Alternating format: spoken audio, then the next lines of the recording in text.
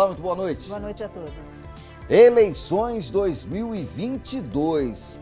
Só parece longe, viu, Solange? O pessoal que está em casa, mas a gente já está pertinho, já está num processo de eleição e, é claro, um processo de pesquisas. O projeto do voto impresso foi arquivado, mas candidatos e alianças já estão sendo feitas, além, é claro, de muita pesquisa na rua. Pois é, Nicolini, mas você sabe qual é a metodologia aplicada para o levantamento da corrida eleitoral? Quem fala com o Band Entrevista nesta noite é Murilo Hidalgo, presidente do Paraná Pesquisas. Muito boa noite, Murilo.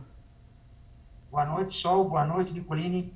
Obrigado pelo convite e estamos à disposição dos amigos. Paraná Pesquisas, um dos institutos mais tradicionais da política brasileira. E eu quero começar, Murilo, você que está à frente disso tudo, que você explicasse para o pessoal de casa o que mudou, porque as eleições passadas, 4, 5, 6 eleições passadas, você começava a ouvir falar em pesquisa eleitoral 6 meses antes da eleição, no máximo alguma coisa no começo do ano de eleição.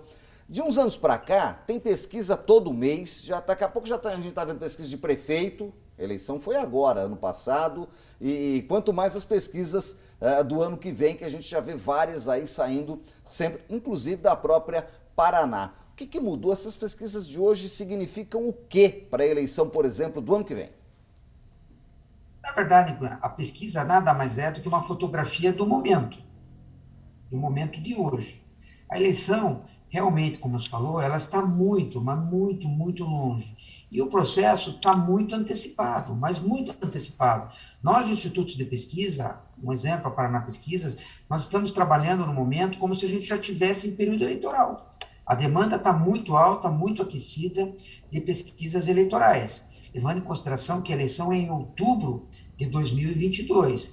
O que ao nosso ver, está levando a isso? A polarização, a disputa nacional. A eleição no Brasil, desde a eleição do segundo turno Aécio-Dilma, parece que ela não acabou. A Dilma ganhou e a eleição continuou. O Bolsonaro ganhou e a eleição continuou. Parece que esse processo não termina. A gente espera que o próximo presidente eleito do Brasil, que ele consiga acalmar esse processo, que ele consiga governar, que a eleição de 2026 não comece 6 meses depois que acabar a eleição de 2022. Como esse próprio exemplo que você citou. Ainda está muito, muito, muito cedo para começar a fazer as pesquisas das campanhas municipais de 2024. Os prefeitos acabaram de assumir. O presidente Jair Bolsonaro, ele ainda tem muito tempo para administrar o Brasil. A eleição está muito longe para o próprio governo, né? Mas as pesquisas de opinião, hoje o que acontece? Elas dão clique. Essa é uma coisa importante, elas dão audiência. O povo está interessado, o povo politizou, o povo brasileiro começou a gostar da política, né? Esse tem um lado positivo também. Hoje, uma grande parcela da população, a política já faz parte do cotidiano. Murilo, você falou que isso tem um lado positivo. E o lado negativo? O país deixa de ser governado para disputar uma campanha política, mesmo estando no poder? Com certeza. Eu acho que essa antecipação, ela mexe nos psicológicos, não só do presidente, como dos governadores. Cada vez que sai uma pesquisa que o presidente melhorou ou o presidente caiu, ou que o governador de um estado, ele melhorou ou ele piorou, isso tem um impacto psicológico, tem um impacto político nas ações de governo. Isso, administrativamente, a gente considera que não é salutar para os governantes ter essa pressão diária das pesquisas eleitorais. E, infelizmente, eles pensam nisso também. Eles pensam muito em eleição, principalmente os que vão à reeleição. Então, isso também tem um aspecto a ser considerado. Ou seja, antigamente os políticos pensavam mais no discurso que eles teriam para apresentar para os eleitores. Hoje eles estão pensando mais no pacote de marketing. Se por um lado a população está mais politizada, de querer saber um pouco mais do que está acontecendo, se interessar mais por um assunto árido como é a política, às vezes os números brutos de uma pesquisa, por outro lado a gente vê os candidatos também tentando fazer o melhor pacote para se vender para o eleitor, somente o pacote? Com certeza, você vê isso, porque as pesquisas de agora, principalmente as pesquisas de 6 meses antes da eleição, elas são muito importantes. São as pesquisas que fecham as coligações, fecham os apoios. Estar na frente, estar muito bem avaliado, facilita muito a reeleição de quem vai disputar, né? Então, isso é uma coisa que infelizmente, passou a fazer parte do cotidiano da política brasileira. As pesquisas eleitorais hoje, elas têm uma importância muito grande. E outra coisa para ser dita aqui também, né? As pesquisas mexem no mercado, as pesquisas nacionais mexem no mercado. Um candidato, se ele dispara, se o outro cai, isso mexe na bolsa de valores. É uma coisa a ser dita também, né? Mexe no mercado financeiro. E até que ponto mexe com a opinião do eleitor?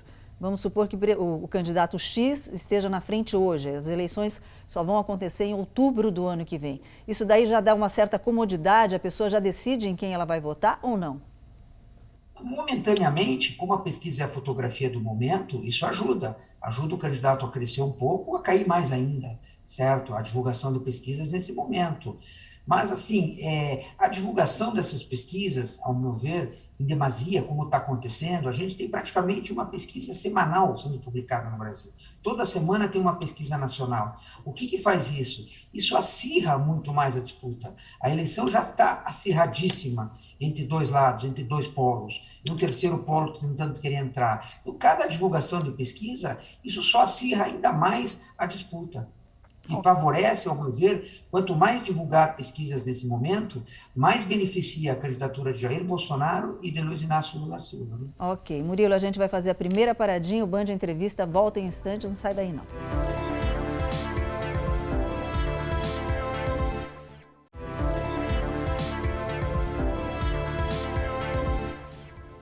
O Band Entrevista está de volta hoje, de olho já nas eleições, nas próximas eleições para presidente, para vice, deputados estaduais, federais e até o Senado, Solange. Pois é, estamos com Murilo Hidalgo, Nicolini, que é presidente do Paraná Pesquisas, nos explicando quais as metodologias e técnicas são aplicadas e podem aí prever resultados dos pleitos. Quais os principais tipos, por exemplo, de políticas e pesquisas públicas. Agora, Murilo, tem muita pesquisa, como você mesmo falou no bloco anterior. Como diferenciar o joio do trigo num mundo digital de fake news que também está aí, tanto no jornalismo quanto nas pesquisas? Como é que o pessoal pode diferenciar quem está trabalhando sério ou quem está plantando balão de ensaio? Olha, hoje o que a gente vê? Principalmente acompanhar quais veículos estão divulgando essas pesquisas, né? Certo? Por ali já é um bom corte. Certo? Qual é o veículo? O veículo que divulga as pesquisas, ele tem credibilidade? O Instituto é conhecido? O Instituto já tem uma série de pesquisas publicadas? Tudo isso ajuda muito. E, principalmente, hoje, qual que é a grande dificuldade da Paraná Pesquisas, de todos os institutos? Todo dia a gente desmente uma pesquisa. Certo? A gente até brinca. Se eu fizesse esse volume de pesquisa que a gente tem que desmentir, a nossa situação econômica provavelmente seria outra. Certo? Porque todo dia tem um volume de fake news, uma coisa incrível. Certo? E a gente espera que tenha leis mais severas e que punem essas pessoas que disseminam as fake news. Né? Agora, o principal meio de as pessoas avaliarem é o histórico do Instituto e o veículo que está divulgando essas pesquisas. Agora, Murilo, como é que era antes da pandemia e como passou a ser pós-pandemia esse tipo de pesquisa? Qual é a metodologia que passou a ser aplicada? Olha só, antes da pandemia, eu te diria que existia uma predominância das pesquisas face a face, as entrevistas pessoais, elas são feitas. Com a pandemia, a grande maioria dessas pesquisas, pelo menos para a Paraná Pesquisas, elas começaram a ser feitas por telefone, mas não de forma robotizada. O que eu quero dizer de forma robotizada? Não é aquela ligação gravada que você recebe no telefone e diz que 1, diz que 2, diz que 3, conforme o candidato que você vota. Não, é um entrevistador da Paraná Pesquisas ligando para um entrevistado, fazendo essas entrevistas. Hoje, a Paraná Pesquisas trabalha com essas duas formas. Ou a gente faz as pesquisas telefônicas de entrevistado ligando para entrevistador, ou se o cliente contrata as pesquisas face a face, aquela que o entrevistador vai à residência, a um ponto de fluxo, coletar a opinião. Né? Agora, as pesquisas qualitativas já estão no mercado, já tem muito partido e candidato querendo saber, não dos números, se está na frente o nome ou não, mas o que o eleitor espera para o ano que vem? Com certeza, as pesquisas qualitativas, nessa época do ano, são muito consumidas, né? Principalmente para os partidos que estão no governo, que eles têm as alternativas, é mais fácil para eles tomarem uma decisão de quem está fora, e de quem está fora para tentar acertar o discurso. Mas as pesquisas qualitativas, nesse momento, são as que mais auxiliam os governantes a tomarem decisões. Né? Elas são muito importantes, a nível de postura, como se posta, o que o eleitor espera do próximo presidente da República lá na frente. Tudo isso é muito testado, bem como o discurso deles, né? É muito pré-testado também nas qualitativas o discurso dos candidatos. O Paraná Pesquisa já tem um perfil de como pode se desenhar as eleições do ano que vem, no papel do eleitor? Como é que o eleitor deve se comportar? Olha só, essa é uma coisa interessante e que a gente responde até de uma forma engraçada isso para o telespectador poder nos entender. Numa eleição presidencial, ela está muito polarizada. Então você vê, você tem uma parcela significativa que ela deseja uma terceira via, certo? Aí quando você, na qualitativa, você testa essa terceira via, você chega a uma conclusão que o que o eleitor quer não existe. Certo? Ele quer um candidato num protótipo, ele quer um candidato perfeito. Só que esse candidato, é muito difícil dele querer, essa pessoa que ele quer, ela querer entrar na política e ele ser tão perfeito do jeito que ela quer. Então, o que acontece? Entre o discurso e a realidade, existe uma diferença muito grande. Então, o que a gente vê? Existe um espaço para a terceira via? Existe. Mas no modelo que o eleitor quer, muito difícil de achar esse candidato. Ou seja, ainda há possibilidade de aparecer um outsider. Nós estamos há 1 ano e 2 meses da eleição e aparecer um nome que não tem circulado pelos panfletos de pesquisa como possíveis nomes e chegar no segundo turno e até mesmo ganhar a eleição? Olha, Nicolai, eu acho essa possibilidade pouco provável. Não estou dizendo que não vai ocorrer, mas hoje eu não apostaria nisso. Eu apostaria mais, se o candidato da terceira via viesse viabilizar, muito mais no Resta 1. São aqueles tradicionais que vão sair, certo? Em algum momento eles vão se apresentar muito bem na televisão, vão bem num debate, e a rejeição a Lula e Bolsonaro pode ser que faça esse candidato crescer, mas não que seja um candidato assim no perfil ideal que o eleitor quer. Pode ser que ele se destaque em algum momento da campanha e ele venha a crescer. Agora, esse outsider, esse candidato que vai surgir do nada, vai vir um mega empresário que vai ser candidato, vai vir alguém, acho muito pouco provável. E você acredita que o eleitor vai participar efetivamente das urnas no ano que vem? Ou o arquivamento aí do voto impresso pode ter interferido em alguma coisa?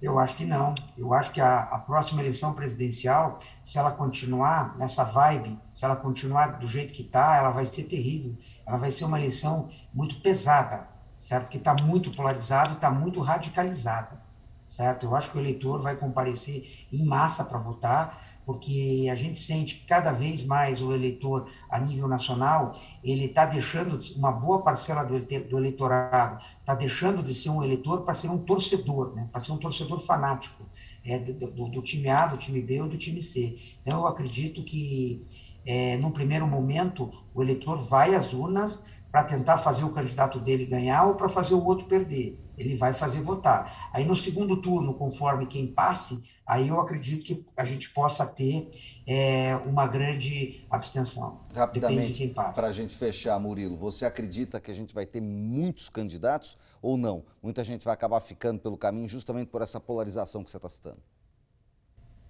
Eu acho que a nível nacional, dessa vez, a gente vai ter menos candidatos. Candidatos que eu falo com potencial, né? Não estou falando candidatos de partidos, aqueles tradicionalmente que vão ser candidatos. Eu acho que candidatos com potencial, nós vamos ter no máximo 4 candidatos, 4, 5 candidatos no máximo.